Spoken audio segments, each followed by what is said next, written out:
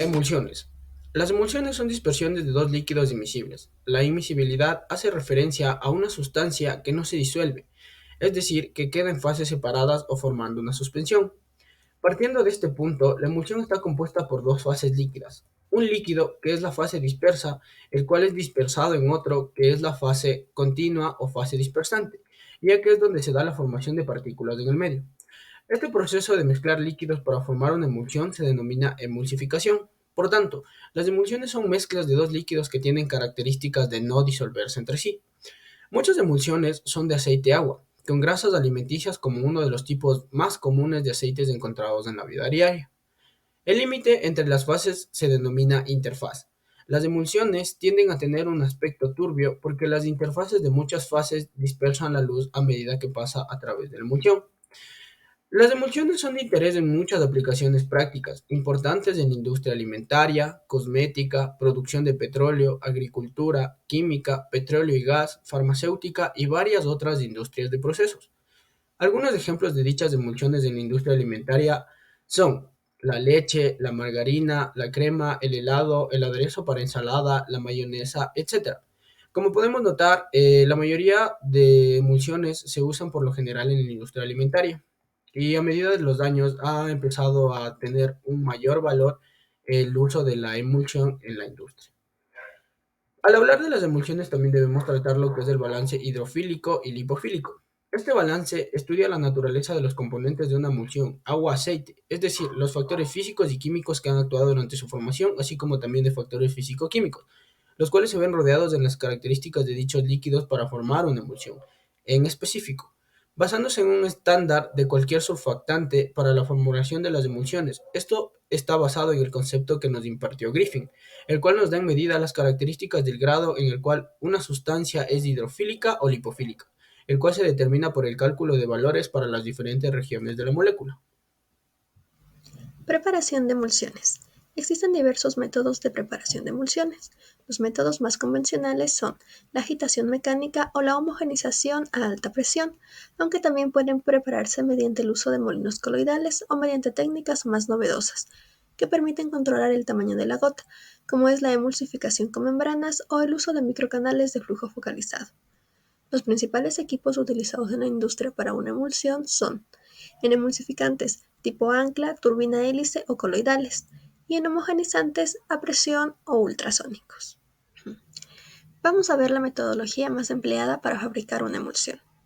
Primero se pesa de forma separada la fase acuosa y oleosa. Luego calentamos la fase oleosa hasta el punto de fusión. Después se agregará la fase acuosa sobre la oleosa, controlando la adición, agitación y duración de forma individual. Si se realiza bajo calor, la agitación deberá permanecer durante toda la fase. Se añade el principio activo dependiendo de sus características físico-químicas y finalmente se realizan los procesos de limpieza, los cuales son independientes en cada caso. Después de esto se evalúa la calidad de emulsión bajo los siguientes puntos: características organolépticas, verificación de peso, pH, viscosidad y control microbiológico. Estabilidad de las emulsiones. Las interacciones entre las moléculas de la superficie activa y las interfaces agua-aceite son las principales responsables de la estabilidad de la emulsión. Una emulsión es una preparación termodinámicamente inestable, razón por la cual deben tenerse en cuenta sus características químicas y físicas para que ésta permanezca intacta durante su vida útil. No debe haber un cambio apreciable en el tamaño de partícula o distribución de tamaño de los glóbulos de la fase dispersa, y estos deben permanecer uniformemente distribuidos en el sistema. La inestabilidad en la emulsión puede darse como cremado, maduración de Oswald, sedimentado, coalescencia o foculación, los cuales podemos ver en el gráfico. Las emulsiones, aunque termodinámicamente inestables, pueden presentar cierta estabilidad en el tiempo dependiendo de sus componentes. Para lograr esto, se utilizan agentes estabilizantes o emulsionantes. Propiedades de las emulsiones. Propiedades físicas. La solubilidad de una emulsión es determinada por la fase continua. Si la fase continua es hidrosoluble, la emulsión puede ser diluida con agua. Si la fase continua es oleosoluble, se puede disolver en aceite. La viscosidad de una emulsión se da cuando hay un exceso de la fase continua. Al aumentar la proporción de la fase interna, aumenta la viscosidad de la emulsión, hasta un punto en que ésta deja de ser líquida. Los factores que afectan las propiedades reológicas son viscosidad de la fase externa e interna, concentración y volumen de la fase interna, naturaleza del agente emulsificante y el tamaño de partícula.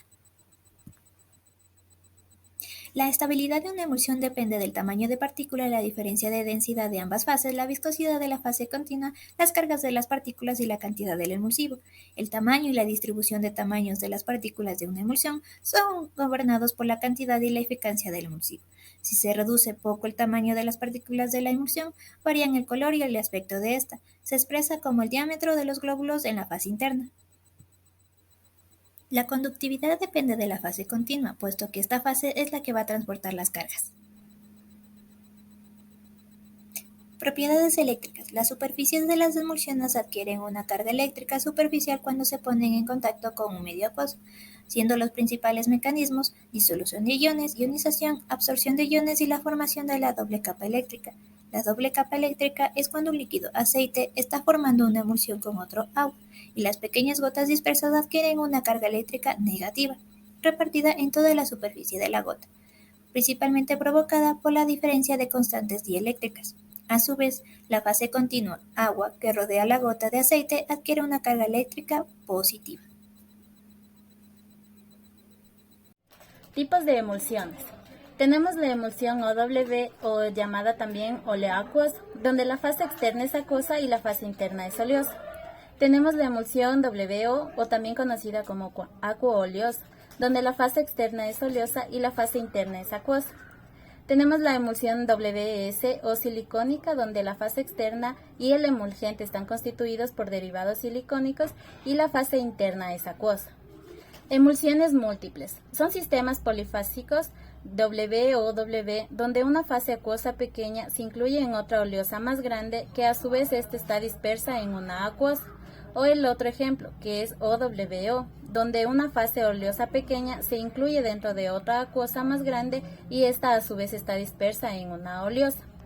Recordemos que estas emulsiones son fabricadas en dos etapas, donde la primera se produce la emulsión interna y posteriormente esta se homogeniza en lo que es la fase continua. Tenemos también las microemulsiones, donde el tamaño de los glóbulos de la fase interna es menor a 0,5 micros.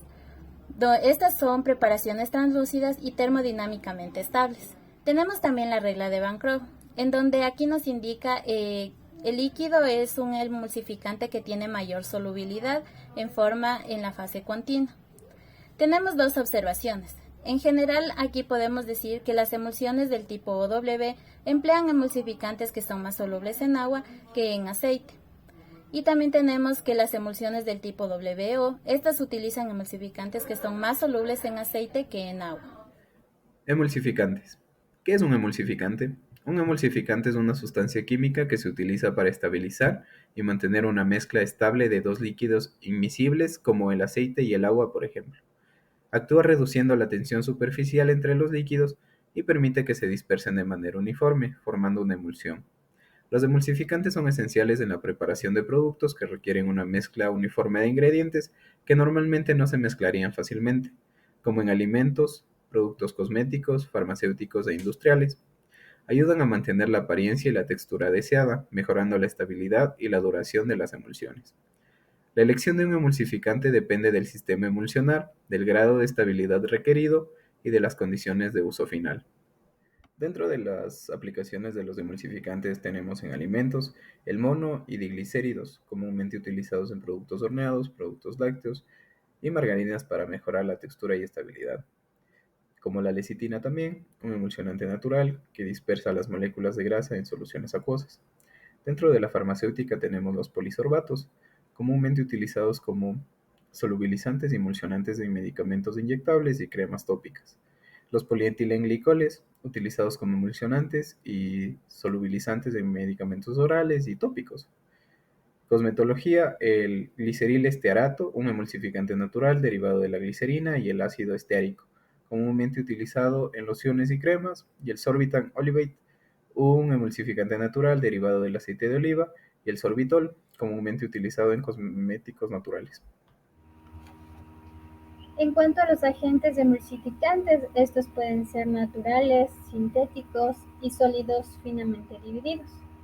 Los naturales, estas son sustancias que provienen de fuentes vegetales, como por ejemplo el chondrus, los alginatos, la goma arábiga y la pectina. Y también tenemos de origen animal, como por ejemplo la caseína, la noína, el colesterol y la lecitina. En cuanto a su composición química, esta es muy diversa, por lo tanto su uso depende de un compuesto específico del mismo.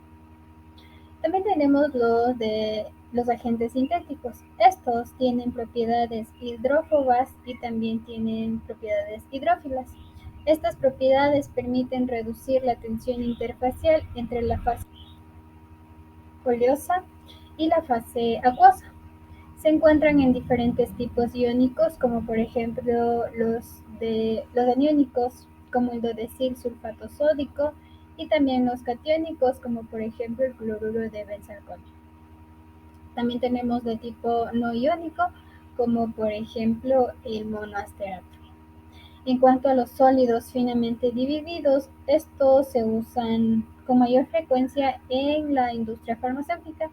Por ejemplo, tenemos la bentonita y el begum.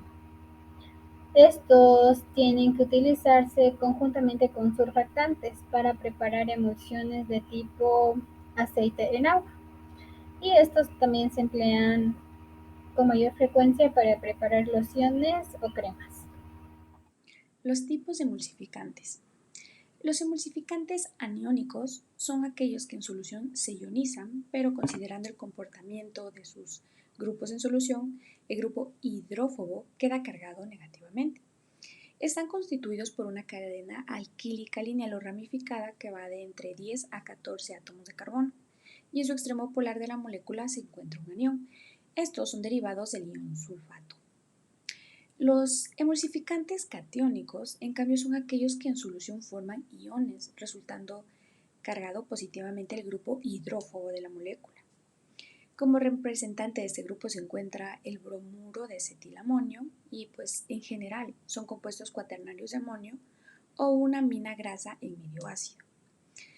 Los emulsificantes no iónicos, en cambio, son aquellos que sin ionizarse se solubilizan mediante un efecto combinado de un cierto grupo de solubilizantes débiles, es decir, los hidrófilos, tales como el enlace tipo éter o grupos hidroxilos en su molécula. Este comportamiento de los emulsificantes se debe al carácter dual de las moléculas, es decir, el grupo hidrófilo y el grupo lipófilo. Es así como el antagonismo entre estas dos secciones de su molécula dan un equilibrio entre ellas, que es la que da al compuesto a sus propiedades activas de superficie.